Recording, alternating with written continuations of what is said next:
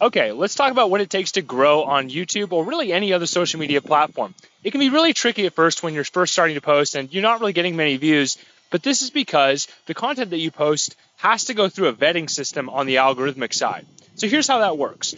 Content platforms like YouTube and Instagram and TikTok, they have to find people who want to watch your content. Actually, that's kind of backwards. It's more like they have to find content that people will want to watch.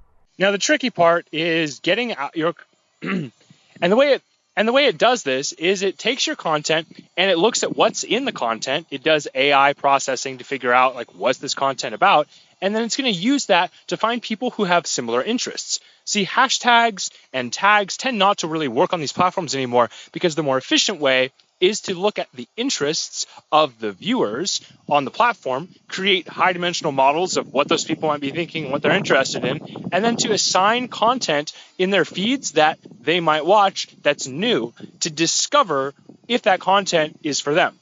So this is the discovery phase. This is all your new content goes into the discovery phase.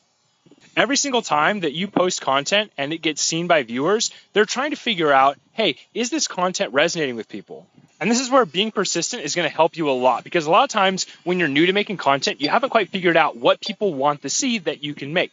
That's really the number one key here.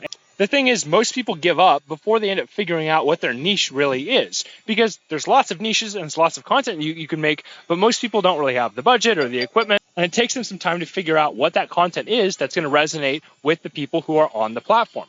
Remember, the primary goal of all these platforms is to serve as many ads as they can, and they want content that triggers viewing sessions that last a long time. So if your content... So you want to make content that triggers longer viewing sessions and gets people really engaged on that specific platform.